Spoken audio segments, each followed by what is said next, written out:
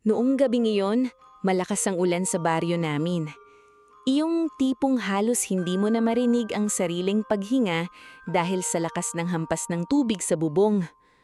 Mag-isa lang ako noon sa lumang bahay ng lola ko sa gilid ng kagubatan. Matagal nang patay si Lola Pilar at sa akin niya iniwan ng bahay matapos akong mawalan ng trabaho sa Maynila. Sabi ng iba, malas daw ang bahay dahil masyado itong malapit sa gubat. Pero para sa akin, yun na lang ang natitira kong tahanan. Sanay na ako sa katahimikan doon. Sa umaga, taning tunog ng mga ibon at hangin sa puno ng kawayan ang kasama ko. Sa gabi naman, minsan may mga kakaibang tunog mula sa gubat na pilit kong binabaliwala.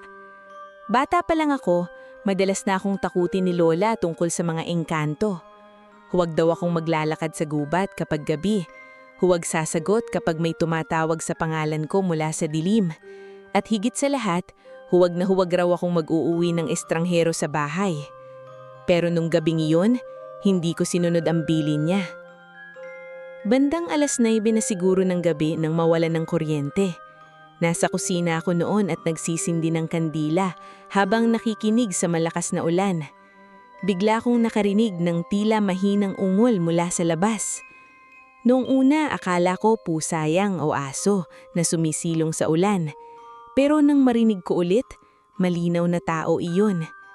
Kinabahan ako. Mabagal akong lumapit sa bintana habang hawak ang kandila. Halos wala akong makita dahil sa lakas ng ulan, pero may naaaninag akong tila katawan ng tao sa tapat ng gate namin. Hindi ko alam kung anong pumasok sa isip ko at binuksan ko agad ang pinto kahit kabadong-kabado ako. Malakas ang malamig na hangin nang lumabas ako. Halos mabasa agad ang damit ko habang lumalakad papunta sa gate. Doon ko nakita ang isang lalaki na nakahandusay sa putikan. Guwapo siya. Kahit duguan at sugatan, halatang kakaiba ang hitsura niya. Basa ang mahaba niyang buhok na dikit sa mukha niya habang mabilis ang paghinga nito. Wala siyang suot na pang-itaas at puno ng malalalim na sugat ang katawan niya na para bang hinabol siya ng mga bangis na hayop. Napaatras ako ng bahagya nang magmulat siya ng mata. Berde. Hindi normal na berde. Parang kumikislap iyon kahit madilim ang paligid. "Tulungan mo ko," mahina niyang sabi bago muling mawalan ng malay.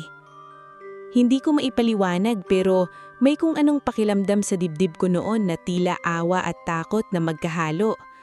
Alam kong hindi normal ang lalaking nasa harapan ko. Kahit sino sigurong matinong tao ay tatakbo na pabalik sa bahay at magsasara ng pinto. Pero hindi ko nagawa. Sa halip, inalayayan ko siya papasok sa bahay. Halos mahila ko siyang dalhin dahil mabigat ang katawan niya. Naninginig pa ako habang pinapatong siya sa lumang sofa ni Lola. Mabilis akong kumuha ng tuwalya at first aid kit. Habang nililinis ko ang sugat niya, doon ko napansing kakaiba talaga siya. Hindi normal ang balat niya. Parang sobrang lamig. At habang pinupunasan ko ang sugat sa balikat niya, nakita kong unti-unting naghihilom ang ibang sugat sa katawan niya kahit wala pa akong inilalagay na gamot. Napaatras ako. Napatingin ako sa mukha niya at doon ko muling nakita ang mga mata niyang bahagyang nakabukas. Nakatingin siya sa akin. "Nasaan ako?" Mahina niyang tanong. "Sa bahay ko," sagot ko habang pilit pinapakalma ang sarili ko. Tila naguluhan siya habang dahan-dahang tumingin sa paligid. Para bang unang beses niyang makakita ng simpleng bahay. Hinawakan niya ang kurtina sa tabi niya at tila namangha sa tela. Pagkatapos ay napatingin siya sa ilaw ng kandila na para bang ngayon lang siya nakakita ng apoy. "Kakaiba," bulong niya. "Anong nangyari sa'yo?" tanong ko. Hindi siya agad sumagot. Sa halip ay napapikit siya na tila nasasaktan. Makalipas ang ilang segundo, napansin kong parang mas lalong lumakas ang ulan sa labas. Kasabay noon ang pag-ihip ng hangin na halos magpabukas sa mga bintana ng bahay. Biglang tumingin ang lalaki sa direksyon ng kagubatan. Para bang may nararamdaman siya. "Mahahanap nila ako," mahina niyang sabi. "Sino?" Hindi siya sumagot. Maya-maya ay tila napagod siya at muling pumikit. Ngulit bago tuluyang makatulog, mahigpit niyang hinawakan ang kamay ko. At doon ako lalong kinilabutan. Dahil sobrang lamig ng kamay niya. Parang hindi tao. Napatingin ako sa mukha niya habang natutulog siya sa sofa. Sa kabila ng takot ko, hindi ko maitangging may kakaiba sa kanya. Hindi lang dahil sa hitsura niya, kundi dahil sa pakiramdam na tila may malaking misteryong nakapalibot sa kanya. Napabuntong hininga ako at tumingin sa lumang larawan ni Lola Pilar na nakasabit sa dingding. Naalala ko tuloy ang isa sa mga huling bilin niya sa akin noong bata pa ako. Kapag may lalaking sugatan na kumatok sa bahay habang umuulan, huwag na huwag mong papapasukin dahil minsan hindi tao ang naliligaw sa gitna ng bagyo. Hindi ko na malayang napahigpit ang hawak ko sa kandila habang unti-unti akong nilalamig. Dahil sa unang pagkakataon sa buong buhay ko, pakiramdam ko, totoo pala talagang mga engkanto na kinukwento ng lola ko noon. Kinabukasan, nagising ako dahil sa malamig na hangin na humahaplos sa mukha ko. Saglit akong natulala habang nakahiga sa kama bago ko naalala ang nangyari noong gabi. Bigla akong napabangon at agad tumingin sa sala. Nandun pa rin siya. Mahimbing siyang natutulog sa lumang sofa habang tumatagos mula sa bintana ang maputlang liwanag ng umaga. Tumila na ang ulan pero makulimlim pa rin ang langit. Hindi ko alam kung bakit pero pakiramdam ko mas tahimik ang buong paligid kaysa dati. Kahit mga manok ng kapitbahay namin ay parang walang ingay. Dahan-dahan akong lumapit sa kanya. Mas malinaw ko na siyang nakita sa liwanag. Halos wala na ang ibang sugat niya. Yung mga malalalim na hiwa sa dibdib at balikat niya kagabi, manipis mapiklat na lang na yun. Para akong nilamig habang nakatitig doon. Hindi iyon normal. Walang taong gagaling ng ganun kabilis. Napaatras ako nang bigla siyang gumalaw.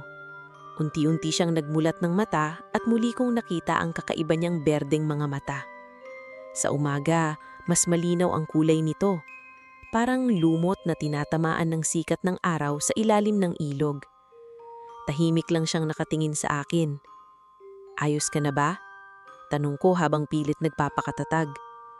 Umupo siya ng dahan-dahan at tila sinusuri ang paligid. Para siyang batang ngayon lang nakakakita ng ordinaryong bahay. Humawak siya sa kahoy na mesa sa tabi niya at marahang kinapa iyon. Lugar mo ito? Tanong niya. Oo. Tahimik siyang tumanggo. Tumayo ako at lumapit sa kusina para maghanda ng pagkain. Kahit kinakabahan ako, hindi ko kayang pabayahan siya. Habang nagsasaing ako, napansin kong tahimik lang siya sa sala. Makalipas ang ilang minuto, lumapit siya sa pintuan ng kusina habang nakatingin sa kalan. Ano yan? Napatingin ako sa kanya. Kalan. Parang namangha siya sa apoy. Nakatingin siya roon na tila ngayon nang siya nakakakita ng ganoong bagay. Napinsin kong kakaiba ang kilos niya. Hindi siya kumikilos tulad ng normal na tao. Para bang may mga simaling bagay na bago sa kanya. Hindi ka ba taga rito? Tanong ko. Matagal siyang hindi sumagot. Hindi. Maikli pero mabigat ang sagot niya. Hindi ko alam kung bakit pero mas lalo akong kinakabahan. Tahimik kong inilapag ang pagkain sa mesa. Napansin kong tila nag-aalinlangan siyang umupo. Pwede mong kainin yan, sabi ko. Mabagal siyang naupo sa harapan ko. Tinitigan muna niya ang pagkain bago dahan-dahang sumubo. Doon ako lalong nagtaka dahil para siyang hindi sanay kumain ng normal na pagkain. Ayos lang ba? Tanong ko. Tahimik siyang tumanggo. Maya-maya ay napansin kong nakatingin siya sa labas ng bintana, sa direksyon ng kagubatan. Biglang lumakas ang hangin. Napatingin ako sa labas. Maaraw naman kanina pero unti-unting dumidilim ang kalangitan. Tapos biglang bumukas ang ilaw sa kusina. Napagkunot noo ako. Wala pa dapat kuryente. Napatingin ako sa bumbilya habang paulit-ulit yung kumikislap. Kasabay noon ang malakas na hangin sa labas. Tumayo agad ang lalaki. Parang alerto siya. Magtago ka, mahinang sabi. Ano? Magtago ka. Bago pa ako makapagsalita, biglang bumukas ng malakas ang bintana.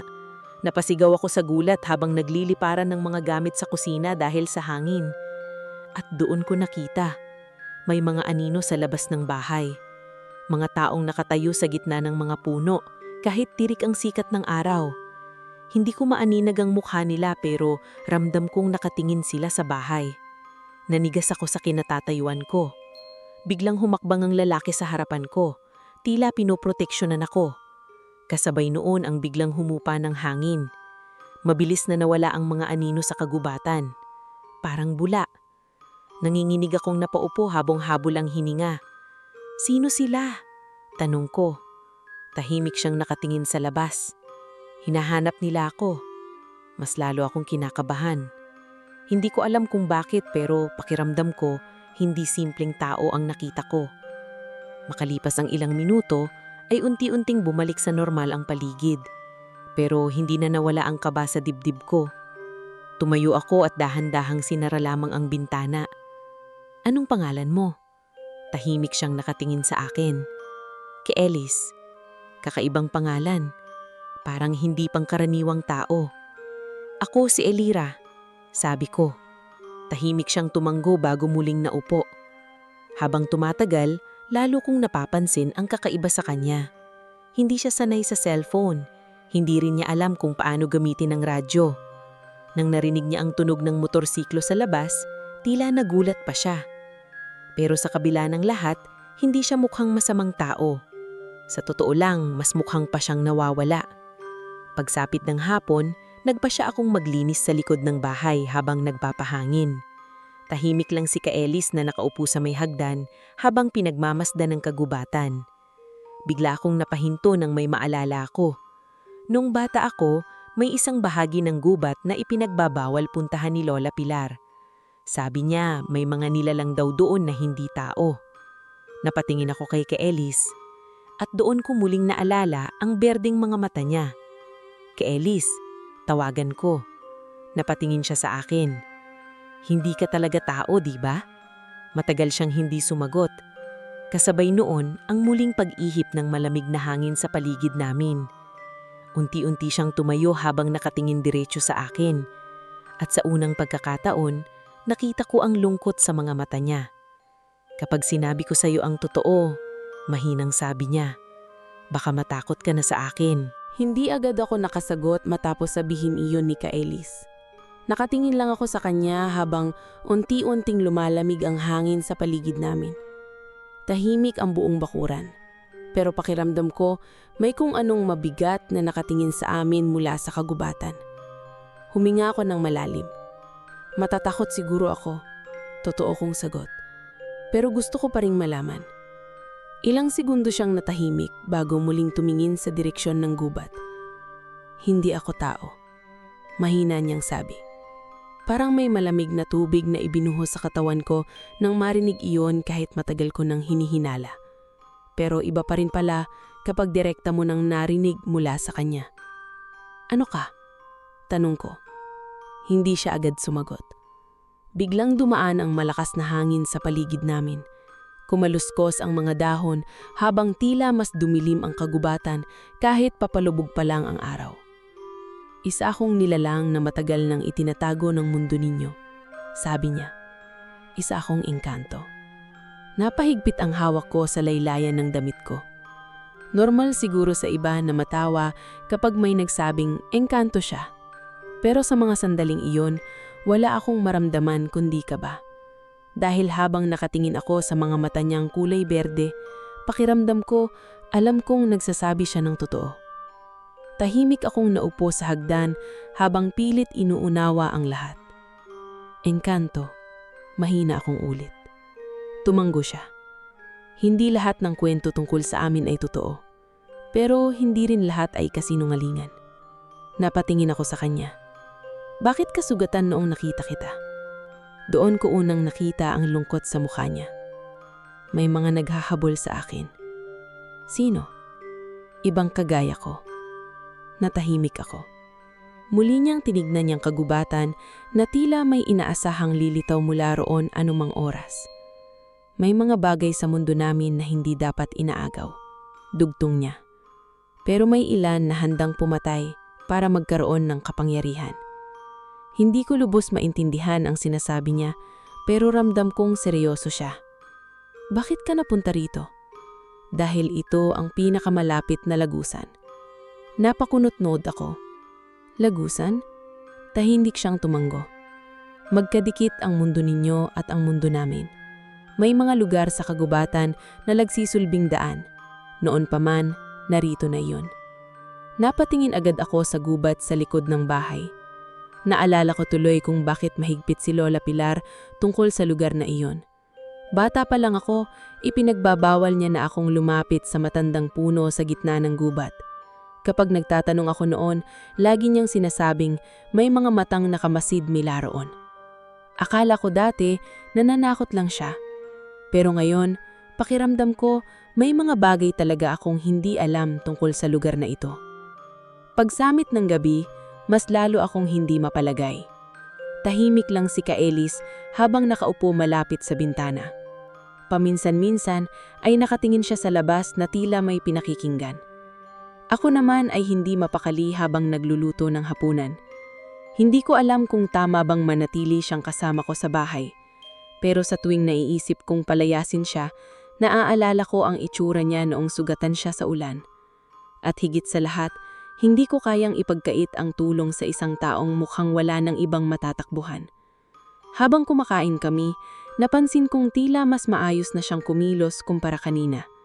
Pero may mga pagkakataon pa ring para siyang nalilito sa mga simpleng bagay. Napatingin siya sa lumang orasan sa dingding. Bakit gumagalaw ang bagay na iyan? Napahinto ako sa pagkain. Orasan iyon. Tahimik siyang nakatitig doon na parang namamangha. Sa lugar namin, hindi namin sinusukat ang oras. Napatawa ako ng mahina kahit kinakabahan pa rin. Kaya pala parang wala kang alam sa normal na buhay. Bahagyang ngumiti si Kaelis. At sa unang pagkakataon, nakita kong mas mukha pala siyang tao kapag ngumiti. Pero agad ding nawala iyon nang biglang lumakas ang hangin sa labas. Kasabay noon ay may narinig kaming mahinang bulong. Napatingin agad ako sa bintana. Walang tao, pero malinaw kong narinig iyon. Parang may tumatawag. Kaelis. Nanlamig ang bulong katawan ko. Napatingin ako agad sa kanya at nakita kong nanigas ang ekspresyon niya. Mabilis siyang tumayo. Huwag kang lalabas. Seryoso niyang sabi. Bakit? Hinanap na nila ako. Biglang namatay ang kandila sa mesa kahit walang hangin sa loob ng bahay. Napasinghap ako. Kasabay noon ang mahinang kaluskos mula sa bubong.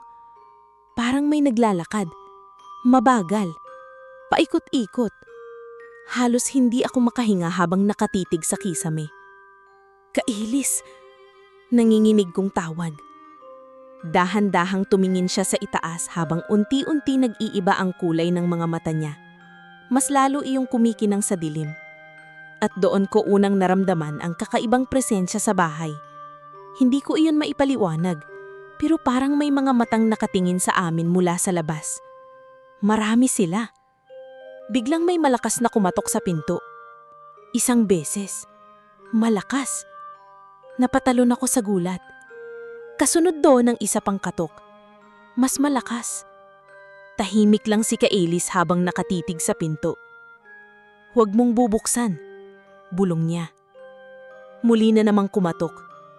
Sa pagkakataong iyon, may kasama ng boses. Alam naming nandyan ka. Parang tumigil ang tibok ng puso ko. Dahil hindi normal ang boses na iyon. Parang maraming taong sabay-sabay nagsasalita sa iisang lalamunan.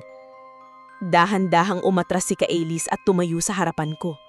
At sa unang pagkakataon, nakita kong tila gumalaw ang mga anino sa paligid niya. Kasabay noon ang biglang pag-ihip ng napakalakas na hangin sa labas ng bahay. At sa gitna ng dilim, malinaw kong nakita mula sa siwang ng bintana ang ilang pares ng berdeng matang nakatitig sa amin mula sa gubatan. Halos hindi ako makahinga habang nakatitig sa mga matang kumikislap sa gitna ng kagubatan. Pakiramdam ko noon ay naninigas ang buong katawan ko habang ang malamig na hangin ay patuloy na pumapasok sa mga siwang ng bahay. Hindi ko alam kung ilan sila pero sigurado akong hindi lang isa o dalawa ang nasa labas. Tahimik lang si Kaelis na nakatayo sa harapan ko. Ngayon ko lang siya nakitang ganoon kaseryoso.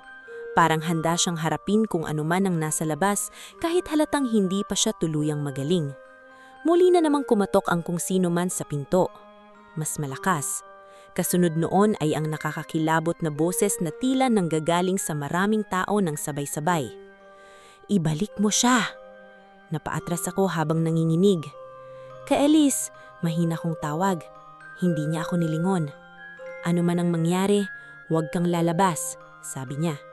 Biglang umiip ang napakalakas na hangin sa buong bahay.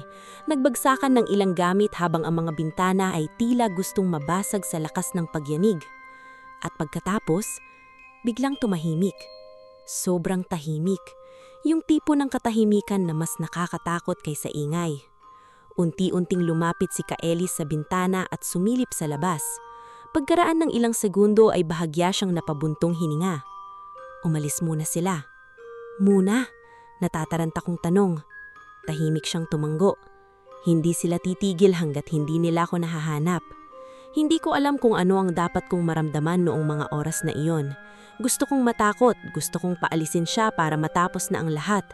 Pero habang nakikita ko ang pagod at lungkot sa mukha niya, hindi ko magawang gawin iyon. Makalipas ang ilang minuto, dahan-dahan ding humupa ang hangin. Pero hindi nawala ang kaba ko. Hindi na rin ako nakatulog ng gabing iyon. Habang si Kaelis ay tahimik na nakaupo malapit sa bintana, ako naman ay nakahiga sa kama habang nakatitig sa kisame.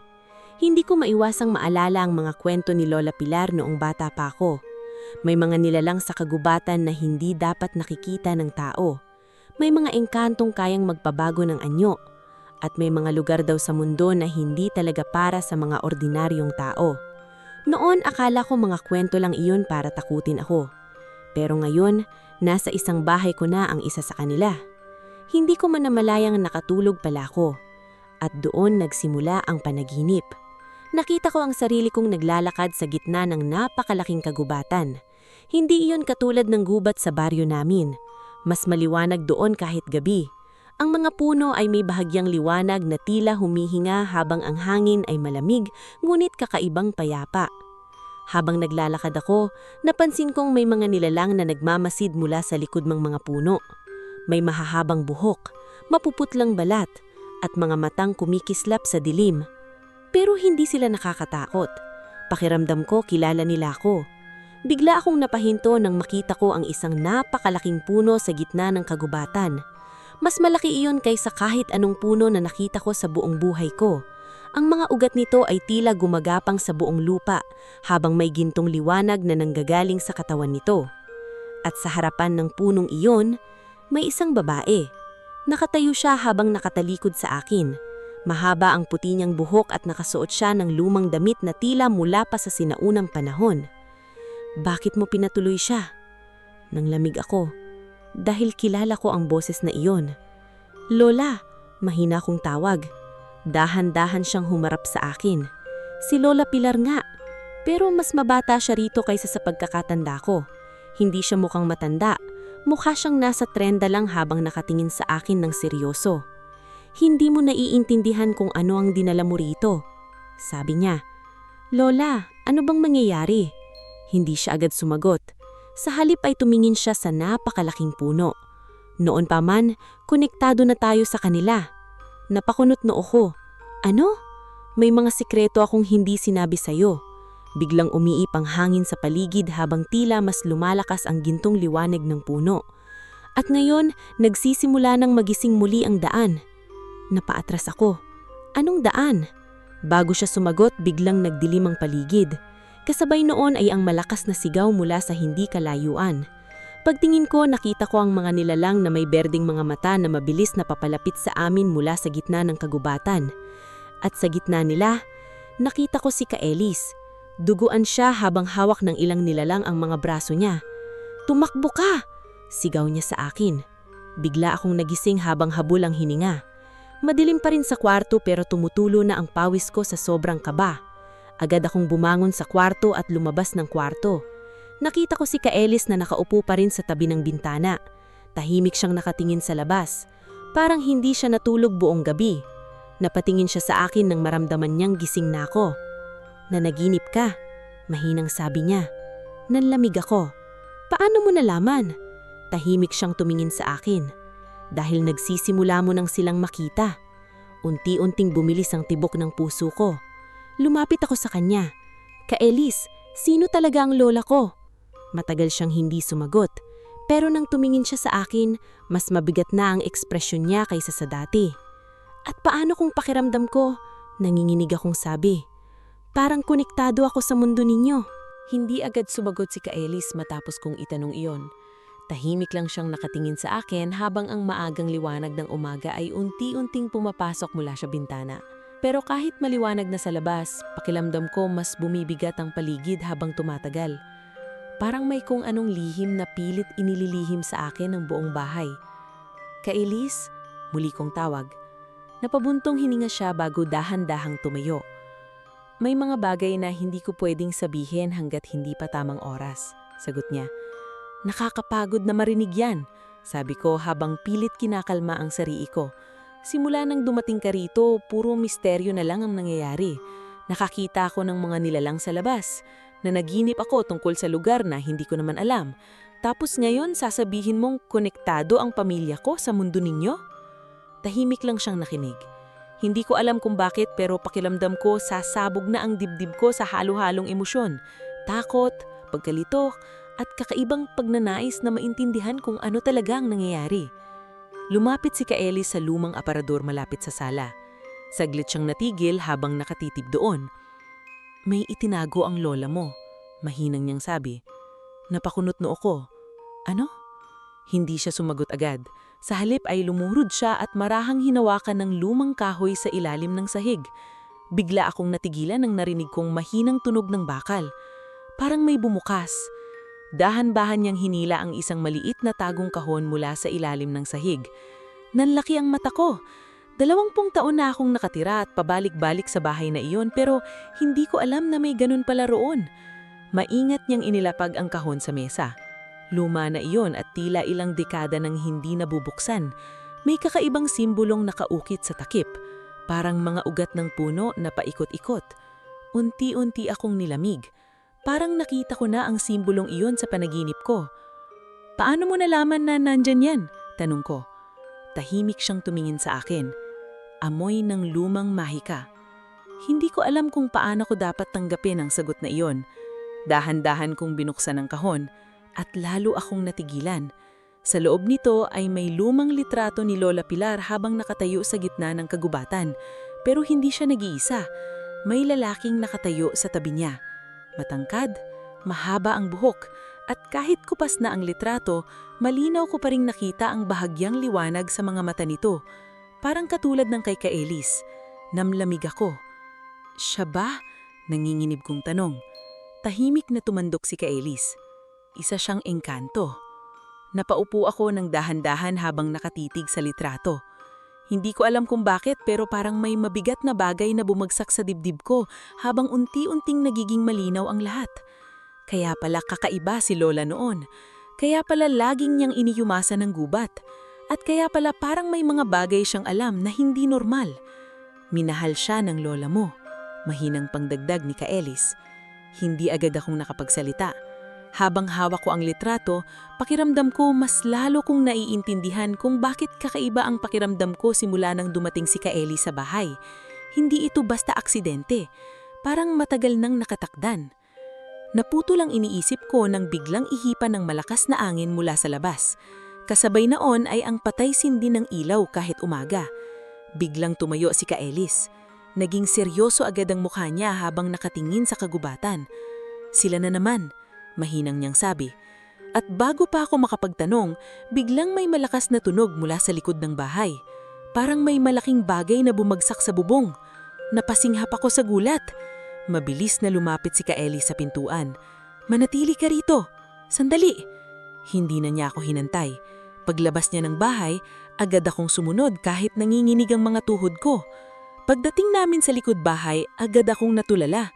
May 3 nilalang na nakatayo malapit sa puno ng mangga. Mukhang silang tao pero hindi talaga.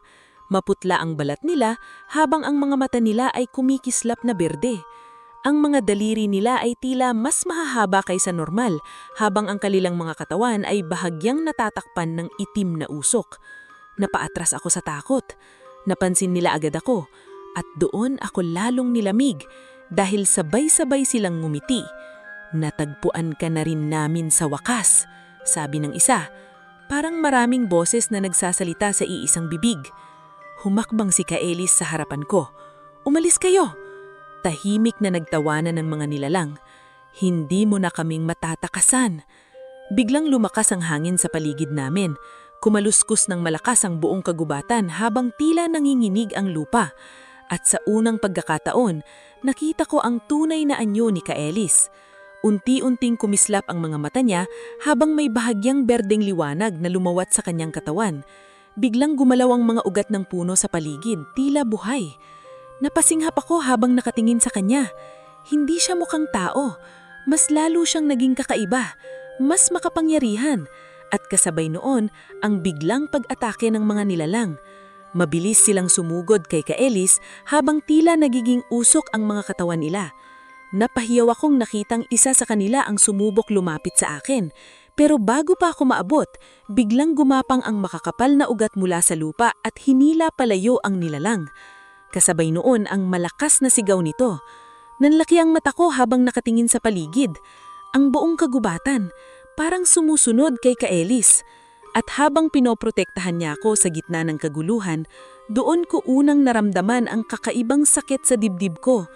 Dahil sa kabila ng takot, ayaw kong may mangyaring masama sa kanya. Halos hindi ko maigalaw ang katawan ko habang nakatayo sa gitna ng bakuran. Ang malakas na hangin ay paikot na umiihip sa paligid namin habang ang mga ugat ng mga puno ay tila buhay na gumagapang sa lupa. Sa buong buhay ko, ngayon lang ako nakakita ng ganoong bagay. At higit sa lahat, ngayon ko lang nakita si Kaelis na ganoon. Parang hindi na siya ang tahimik na lalaking pinatuloy ko sa bahay. Mas mabagsik, mas makapangyarihan, at mas lalong hindi tao. Kumikislap ang berdeng mga mata niya habang nakaharang sa akin. Ang mga nilalang na umatake sa amin ay tila nag-aatubiling lumapit habang ang mga ugat sa paligid ay patuloy na gumagalaw na parang handang sumakal anumang oras. "Hindi ninyo siya maaaring kunin," malamig na sabi ni Kaelis. Napatingin ako sa kanya. Hindi ko alam kung ako ba ang tinutukoy niya o ang bagay na nasa loob ng bahay. Tahimik na ngumiti ang isa sa mga nilalang. "Hindi mo na kayang protektahan ng lagusan," sabi nito. "Humihina ka na." Biglang sumugod muli ang dalawa. Mabilis na kumilos si Kaelis. Hindi ko man lubos maintindihan ang nakita ko, tila naging hangin ng galaw niya. Isang iglap lang ay napalayo ang dalawang nilalang matapos silang tamaan ng malalakas na ugat mula sa lupa. Kasabay noon ang malakas na sigaw nila. Napasandal ako sa puno habang nanginginig. At doon ko napansin ang dugo sa braso ni Kaelis. Muling bumuka ang sugat niya. Humihina siya. Napansin din iyon ng mga nilalang. "Kahit magtago ka rito sa mundo ng tao, hindi mo matatakasan ang kaharian," sabi ng isa habang unti-unting nagiging usok ang katawan nito. Darating sila para sa kanya. Pagkatapos noon, bigla silang naglaho sa gitna ng hangin. Unti-unting tumahimik ang paligid. Nawala ang malakas na hangin. Huminto rin sa paggalaw ang mga ugat sa lupa. At sa unang pagkakataon matapos ang kaguluhan, nakita kong bahagyang napayuko si Kaelis na tila nahihirapang tumayo. Mabilis akong lumapit sa kanya. "Kaelis!" Nahawakan ko agad ang braso niya at doon ko muling naramdaman ang kakaibang lamig ng balat niya. Nanginginig ang paghinga niya habang pilit niyang inaayos ang sarili.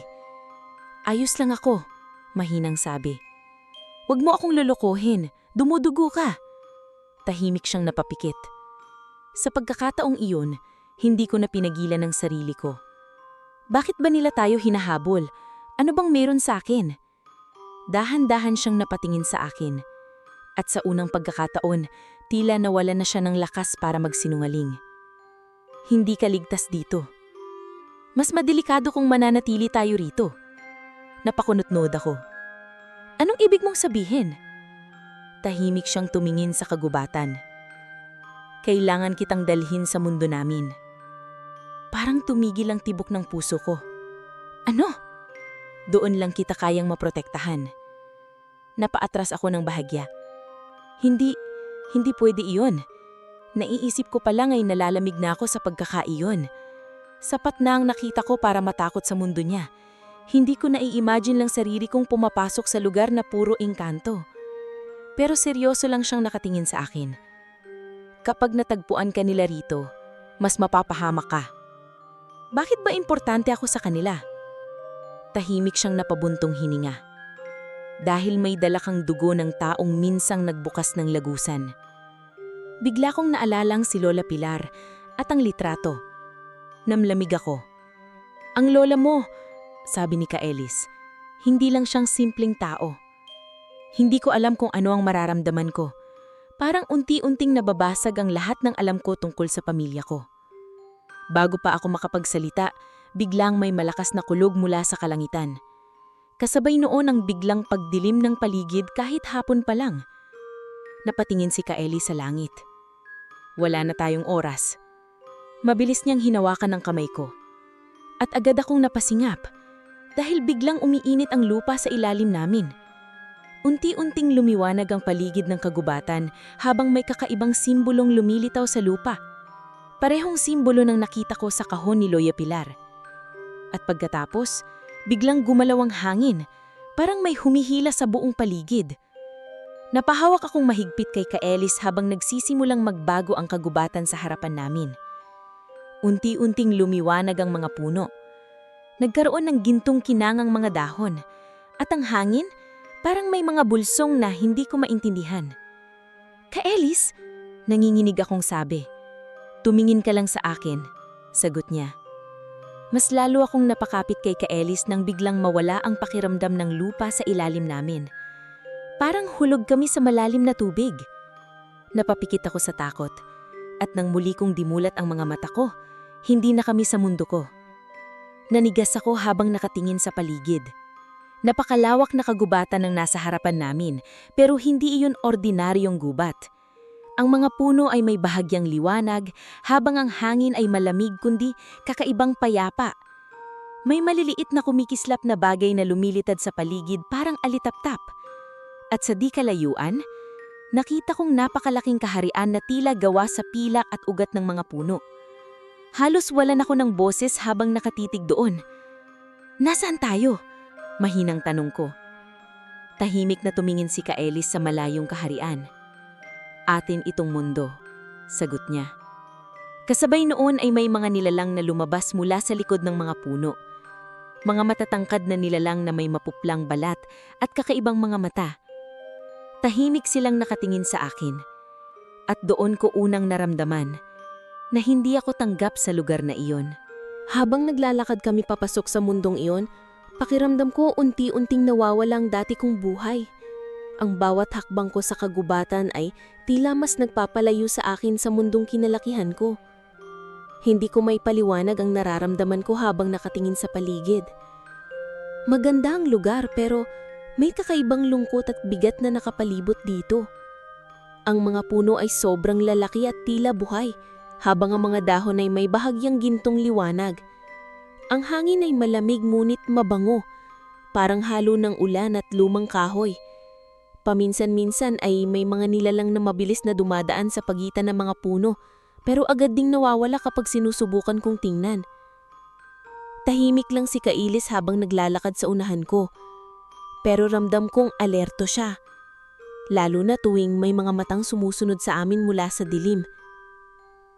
Bakit sila nakatingin ng ganun sa akin? Mahina akong tanong. Hindi agad siya sumagot. Dahil tao ka. Napayuko ako ng bahagya. Ngayon ko mas lalong nararamdaman na iba ako rito. Habang naglalakad kami, napapansin kong tumitigil ang ibang nilalang para titigan ako. Ang iba ay parang galit. Ang iba naman ay tila natatakot. May ilang batang nilalang pa na mabilis na nagtago sa likod ng mga puno nang makita ako. Hindi ba sila sanay makita ng tao? Tanong ko. Matagal nang ipinagbawal ang pagpasok ng tao rito. Sagot niya. Bakit? Tahimik siyang tumingin sa malayong kaharian. Dahil noong nakaraan, muntik nang bumagsak ang aming mundo dahil sa isang tao. Nanlamig ako. Bigla kong naalalang sinabi niya tungkol kay Lola Pilar. Habang papalapit kami sa kaharian, mas lalo akong namangha sa lugar. Hindi iyon katulad ng mga kastilyong napapanood ko sa pelikula. Ang buong kaharian ay tila gawa sa mga ugat ng napakalalaking puno na magkakadugtong. May mga ilaw na lumulutang sa eri, habang ang mga tulay ay tila hinabi mula sa kahoy at liwanag. Pero kahit ganun kagandang paligid, hindi ko maiwasang kabahan. Pakiramdam ko, may mali. Pagdating namin sa malaking tarangkahan, agad kaming hinarang ng dalawang matangkad na nilalang. Pareho silang may pilak na buhok at mapuputlang mata. Pagkakita nila kay Kailis, agad silang yumuko. Pero nang mapatingin sila sa akin, nag-iba ang ekspresyon nila. "Dinala mo ang tao rito?" Seryosong tanong ng isa. "Wala akong pagpipilian," malamig na sagot ni Kailis. Nagtatinginan ng dalawang bantay bago dahan-dahang umatras. Habang papasok kami, mas lalo akong nailang dahil lahat ng madadaanan namin ay napapatingin sa akin. Parang may kakaibang bulong na sumusunod sa bawat hakbang ko. Tao raw siya. Hindi maaari. Bakit siya narito? Napahigpit ang hawak ko sa manggas ko habang pilit iniiwas ang tingin sa kanila. Biglang may isang matandang babae na lumapit sa amin. Mahaba ang puti niyang buhok habang may kakaibang marka sa noon niya. Pagkakita niya sa akin, bigla siyang natigilan. Nanlaki ang mga mata niya. "Atasha!" bulong niya. Napakunot noo ko. "Ano po?" Pero hindi ako sinagot ng matanda. Sa halip ay napatingin siya kay Kailis ng seryoso. "Bakit mo siya dinala rito?" Hinahanap na siya ng mga anino. Mas lalong naging mabigat ang ekspresyon ng matanda. Hindi dapat siya nandito. Hindi ko alam kung bakit pero parang may kung anong kirot sa dibdib ko habang paulit-ulit kong naririnig yon. Parang isa akong malaking pagkakamali sa lugar na ito. Maya-maya ay isinama ako ni Kailis sa isang tahimik na silid sa loob ng kaharian. Gawa iyon ng kahoy ngunit tila buhay ang mga dingding dahil bahagya iyong gumagalaw parang puno. Tahimik lang akong nauupo habang pilit inuunawa ang lahat.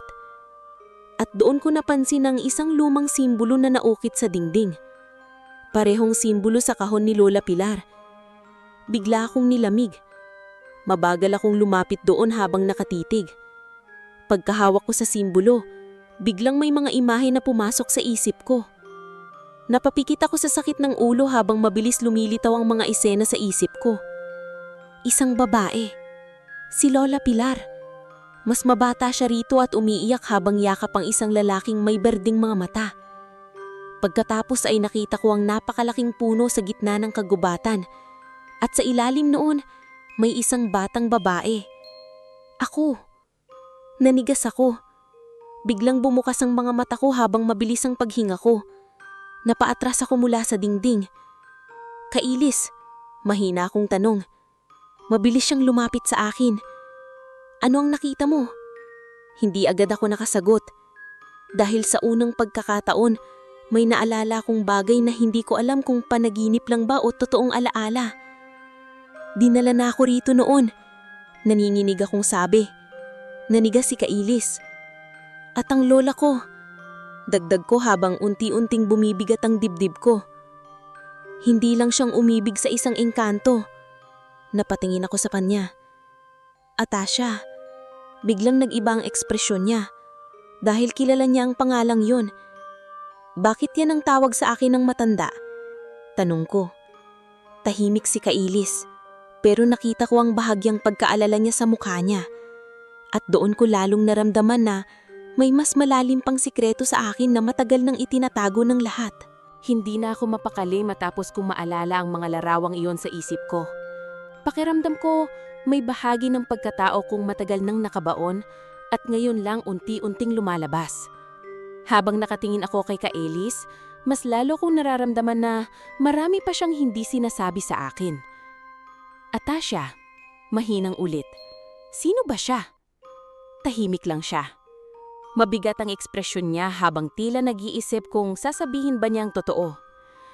"Kailis, sabi ko habang pilit pinapakalma ang sarili. Pagod na akong walang maintindihan. Simula nang dumating ka sa buhay ko, parang lahat ng alam ko tungkol sa sarili ko ay kasinungalingan.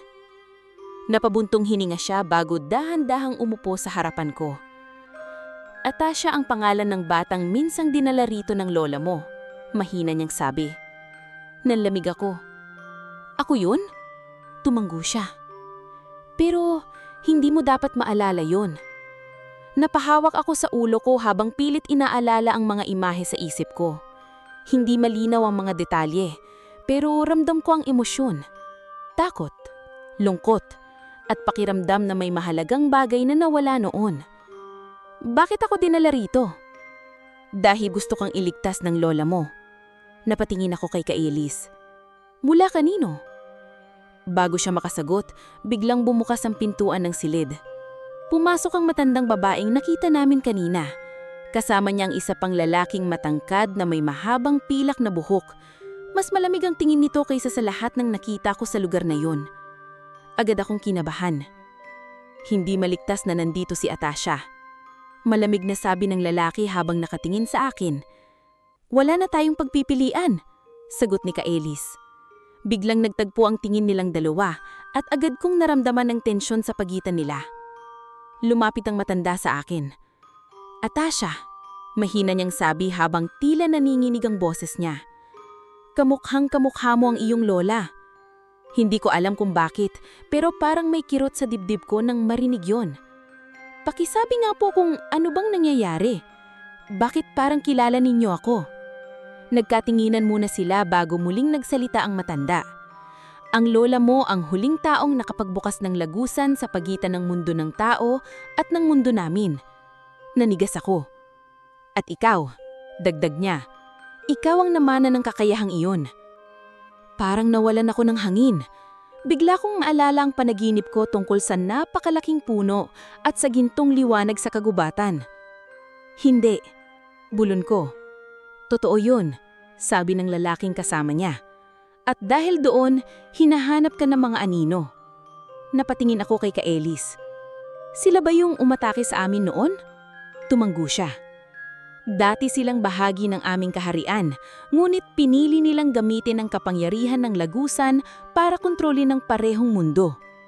Unti-unting bumibigat ang pakiramdam ko habang mas nagiging malinaw ang lahat. Bakit ako? Mahinang tanong. Dahil ikaw ang susit, sagot ng matanda. Tahimik akong napaupo. Pakiramdam ko, unti-unting gumuho ang mundo ko.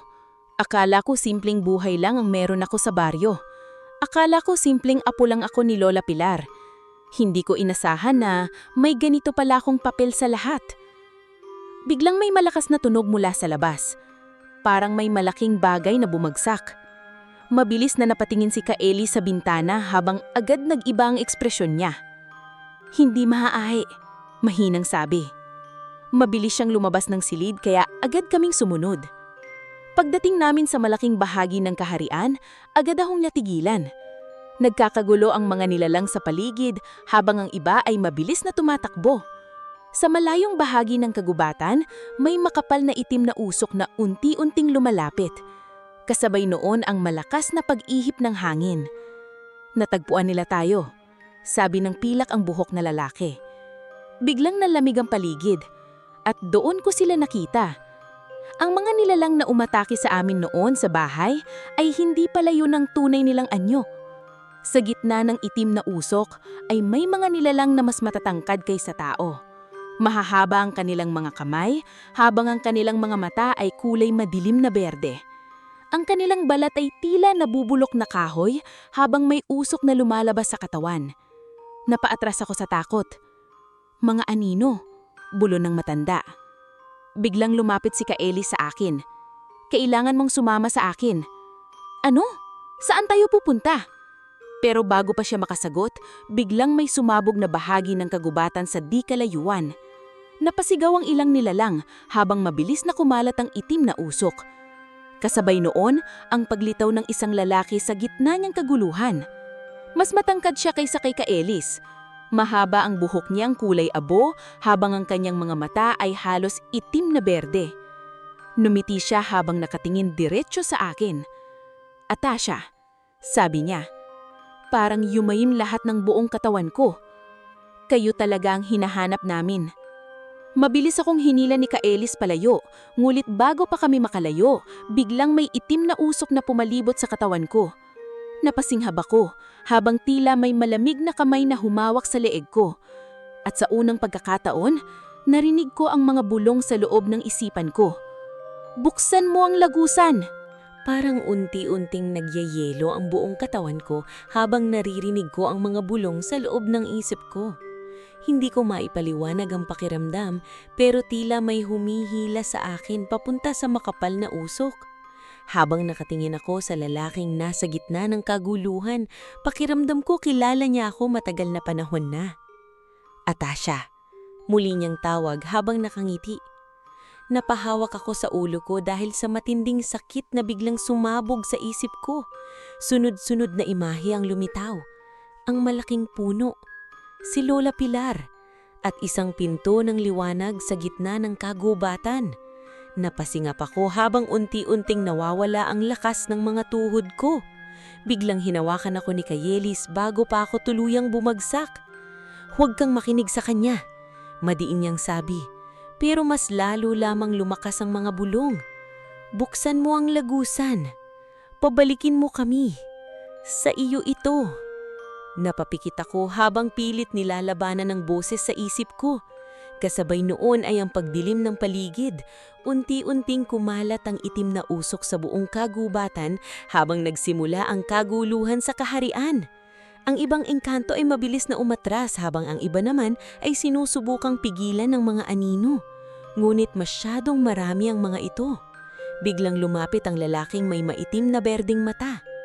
"Kahit gaano mo siyang itago, Kaelis," malamig niyang sabi, "siya pa rin ang magbubukas ng daan." Mabilis na tumayo si Kaelis sa harapan ko habang kumikislap ang mga mata niya. "Hindi habang buhay pa ako," ngumiti ang lalaki. "Humihina ka na." Kasabay noon ay biglang sumabog ang lupa sa paligid namin. Napasigaw ako habang mabilis akong hinila ni Kaelis palayo sa usok. Tumakbo kami sa gitna ng nagkakagulong kaharian habang naririnig ko ang sigawan at malalakas na pagyanig mula sa paligid. Habang tumatakbo kami, napapansin kong tila namamatay ang liwanag ng kagubatan. Ang mga gintong dahon ay unti-unting nangingitim habang ang mga puno ay tila nasusunog mula sa loob. "Kaelis!" sigaw ko habang habol ang hininga, pero hindi siya huminto. Mahigpit niyang hawak ang kamay ko habang mabilis kaming lumalalim sa kagubatan.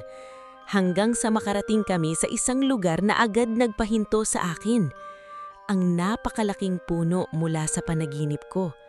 Nasa harapan namin ito mayon. Mas malaki ito kaysa sa imahinasyon ko. Ang buong paligid ay umiilaw sa gintong kulay habang ang malalaking ugat nito ay tila gumagalaw sa lupa. At sa gitna ng puno, may malaking bilog na simbolo na kumikislap. Parehong simbolo sa kahon ni Lola Pilar. Nanlamig ako. "Kaelis," mahina akong sabi. Humarap siya sa akin habang mabilis ang paghinga. "Makinig ka sa akin," sabi niya. "Ito ang puso ng lagusan. Kapag nabuksan nila ito, makakatawid ang mga anino sa mundo ng tao." Napatingin ako sa simbolo at sa hindi ko maintindihang dahilan, pakiramdam ko kilalang-kilala ko ang lugar na iyon. Parang minsan na akong tumayo roon. "Bakit ako?" nanginginig kong tanong. "Bakit ako ang nakakabukas nito?" Tahimik siyang tumingin sa akin. "Dahil dala mo ang dugo ng tagapagbantay."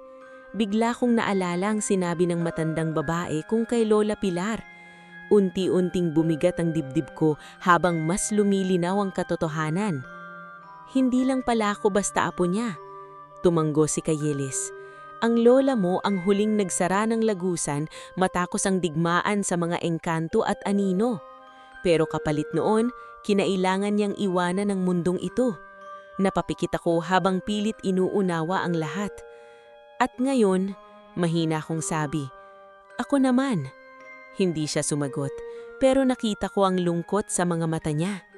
biglang lumakas ang hangin sa paligid, kasabay noon ang paglitaw ng mga anino mula sa balikad ng mga puno, at sa unahan nila ang lalaking may maitim na berdeng mata. "Huli na ang lahat," sabi nito habang nakatingin sa akin. Nararamdaman na ng lagusa ng tunay nitong tagapagmana. Kasabay noon ay biglang lumiwanag ang simbolo sa ilalim ng puno. Napasingap ako habang tila may mainit na enerhiyang gumagapang sa katawan ko. Unti-unting lumiwanag ang mga kamay ko at doon ako natakot dahil pakiramdam ko may kung anong kapangyarihang nagigising sa loob ko. Biglang humakbang si Kayeli sa harapan ko habang lumalakas ang hangin. "Hindi mo siyang makukuha." Tahimik na ngumiti ang lalaki. "Hindi mo pa rin bang naiintindihan?" sabi nito. "Kapag nanatili siyang buhay, magbubukas pa rin ang lagusan. Ganyan ang sumpa ng dugo nila." Biglang nagbago ang ekspresyon ni Kayelis at doon to unang nakita ang sakit sa mga mata niya. Parang may desisyong matagal niyang kinakatakutan. Mabilis niyang lingon sa akin. "Atasha," mahina niyang sabi. "Nanlamig ako dahil ngayon niya lang muling tinawag sa pangalang iyon. Kailangan mong isara ang lagusan." Napailing ako agad. "Paano?" Hindi siya agad sumagot, pero unti-unti kong naiintindihan base sa tingin niya, at doon ako tuluyang kinabahan. "Kayelis," nanginginig kong sabi. "Ano bang ibig sabihin nito?" Dahan-dahan siyang lumapit sa akin habang ang berdeng liwanag sa mga mata niya ay unti-unting humihina. "Kapag isinara mo ang lagusan," mahina niyang sabi, "maaaring mawala na ako sa mundong ito." Parang tumigil ang mundo ko matapos marinig ang sinabi ni Kailis. Ang malakas na hangin sa paligid ay tila unti-unting lumalayo habang nakapitig lang ako sa kanya. Sa unang pagkakataon mula nang makilala ko siya, nakita kong nawawala ang lakas sa mga mata niya. At kapag hindi ko isinara, naninginig kong tanong. Tahimik siyang tumingin sa likod ko kung saan patuloy na lumalapit ang mga anino. "Magbubukas ang lagusan," sagot niya. "At kapag nangyari iyon, mawawala ang hangganan ng dalawang mundo." Napapikit ako habang pilit nilalabanan ng sakit sa dibdib ko. Ayaw kong paniwalaan iyon. Ayaw kong tanggapin na matapos ang lahat ng pinagdaanan namin, ganito rin pala ang kahihinatnan. Biglang lumakas ang pagyanig ng lupa habang unti-unting nagliliwanag ang simbolo sa ilalim ng napakalaking puno. Ang mga ugat nito ay tila buhay na gumagapang sa paligid habang ang gintong liwanag ay unti-unting nahahaluan ng maitim na usok. "Tingnan mo," bulong ng lalaking may maitim na berdeng mata. Nagigising na ang lagusan. Kasabay noon ay biglang may malaking bitak ng liwanag na lumitaw sa gitna ng puno. At mula roon, may malamig na hangin na lumabas. Hindi ordinaryong hangin. Pakiramdam ko para akong hinihila ng kung anong puwersa habang sunod-sunod na boses ang naririnig ko sa isip ko. "Mauwi ka rito. Buksan mo. Atasha." Napahawak ako sa ulo ko habang napapaluhod sa sakit. Mabilis akong niyakap ni Kailis para alalayan. "Tumingin ka lang sa akin," sabi niya. Pinilit kong tumingin sa mga mata niya kahit nanginginig na ako. At doon ko naalala ang unang gabing nakita ko siya.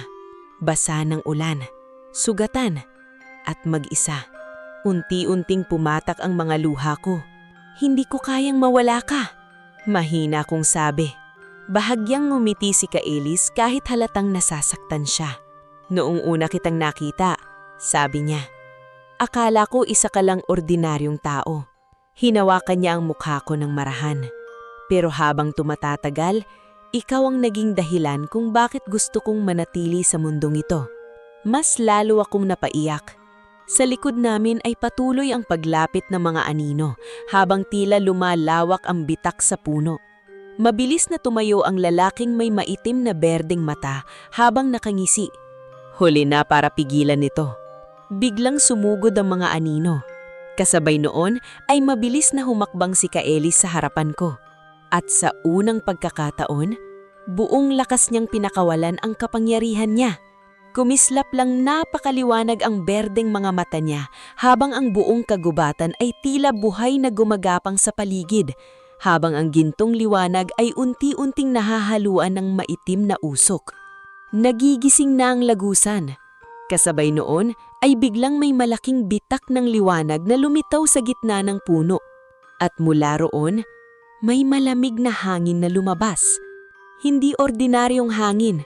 Pakiramdam ko para akong hinihila ng kung anong puwersa habang sunod-sunod na boses ang naririnig ko sa isip ko. Mauwi ka rito. Buksan mo. Atasha. Napahawak ako sa ulo ko habang napapaluhod sa sakit. Mabilis akong niyakap ni Kaelis para alalayan. Tumingin ka lang sa akin, sabi niya.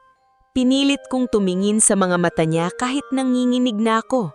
At doon ko naalala ang unang gabing nakita ko siya. Basa ng ulan, sugatan, at mag-isa. Unti-unting pumatak ang mga luha ko. Hindi ko kayang mawala ka. Mahina kong sabi.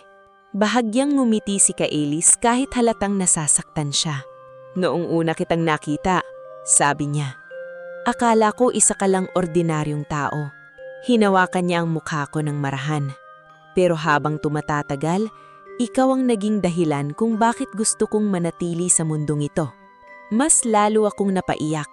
Sa likod namin ay patuloy ang paglapit ng mga anino habang tila lumalawak ang bitak sa puno. Mabilis na tumayo ang lalaking may maitim na berdeng mata habang nakangisi. Huli na para pigilan ito. Biglang sumugod ang mga anino. Kasabay noon ay mabilis na humakbang si Kaelis sa harapan ko. At sa unang pagkakataon, buong lakas niyang pinakawalan ang kapangyarihan niya.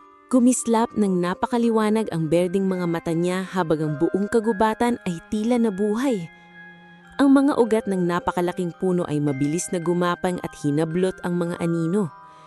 Nayanig ang buong paligid sa malalakas na sigaw nila. Ngunit habang tumatagal, nakikita kong unti-unting nawawala ang liwanag sa katawan ni Kaelis. Humihina siya. "Ngayon na!" sigaw niya habang nakatingin sa akin. Napatingin ako sa kumikislap na simbolo sa ilalim ng puno. Unti-unting bumalik sa isip ko ang alaala ni Lola Pilar. Nakita ko siyang nakatayo sa parehong lugar habang umiiyak. At ngayon, ako naman. Dahan-dahan akong lumapit sa simbolo habang nanginginig ang buong katawan ko. Kasabay noon ang mas lalong pagliwanag ng paligid. Nararamdaman ko ang enerhiyang dumadaloy sa katawan ko habang ang mga ugat ng puno ay tila gumagalaw sa ilalim ng paa ko. "Atasha!" tawag ng mga boses. Pero sa pagkakataong iyon, hindi na ako natakot. Pinikit ko ang mga mata ko habang iniisip ang lahat. Ang buhay ko sa baryo, si Lola Pilar, at si Kaelis. Pagmulat ko ng mata, nakita kong duguan na si Kaelis habang pilit pa ring hinaharang ang mga anino para hindi ako maabot. At doon ko na-realize, hindi ko kailangang pumili sa pagitan ng dalawang mundo. Kailangan ko lang piliin kung sino ang gusto kong iligtas. Unti-unti kong inilapat ang kamay ko sa gitna ng simbolo. Kasabay noon ay ang napakalakas na liwanag na tumama sa buong kagubatan. Napasigaw ang mga anino habang nagsisimulang gumuho ang itim na usok sa paligid. At sa gitna ng nakakasilaw na liwanag, narinig ko ang sigaw ni Kaelis. Napadilat ako. Dahan-dahang nawawala ang berdeng liwanag sa mga mata niya habang unti-unti siyang bumabagsak sa lupa. "Kaelis!" Mabilis akong tumakbo papunta sa kanya habang ang buong paligid ay nanginginig. Unti-unting nagsasara ang bitak sa puno. Kasabay noon ay ang paglaho ng mga anino. At pagkatapos, biglang tumahimik ang buong kagubatan. Tahimik. Sobrang tahimik. Lumuhod ako sa tabi ni Kaelis habang mahigpit siyang niyayakap. "Kaelis, wag!" umiiyak kong sabi. Mahina siyang nungimiti habang nakatingin sa akin at doon ko napansin, wala na ang berdeng liwanag sa mga mata niya. Normal na ang kulay nito. Nawala ba?" nanginginig kong tanong. Mahina siyang tumanggo. "Isinara mo ang lagusan." Nahakbik ko habang yakap siya. "At ikaw?" Napatingin siya sa kalangitan habang unti-unting sumisikat ang kakaibang gintong liwanag sa kagubatan. Hindi na ako ganap na engkanto, mahina niyang sabi. Unti-unti akong natigilan. Ano? Bahagya siyang napangiti. Pinili kong manatili. Lumipas ang ilang buwan matapos ang gabing iyon. Bumalik kami sa baryo. Unti-unting naging normal muli ang buhay ko. Ang lumang bahay ni Lola Pilar ay nanatiling tahimik habang ang kagubatan ay tila bumalik sa dati nitong anyo. At si Kaelis, nanatili siya sa tabi ko. Unti-unti niyang natutunan ang simpleng buhay ng tao. Natuto siyang numiting ng totoo. Natuto siyang mamuhay ng walang takot. Minsan, kapag umuulan ng malakas sa gabi, sabay kaming nakaupo sa may bintana habang pinapanood ang kagubatan. At sa bawat pagkakataon na sumasagi ang malamig na hangin sa paligid, napapansin kong bahagyang kumikislap muli ang mga mata niya. Kaunti na lang, parang alaala ng mundong iniwan niya. At sa bawat pagkakataon na nakikita ko iyon, lagi kong naaalala ang isang bagay. Na minsan sa buhay ko, may isang engkantong sugatan na kumatok sa bahay namin habang umuulan. At hindi ko inakala na siya pala ang tuluyang magpapabago ng buong mundo ko.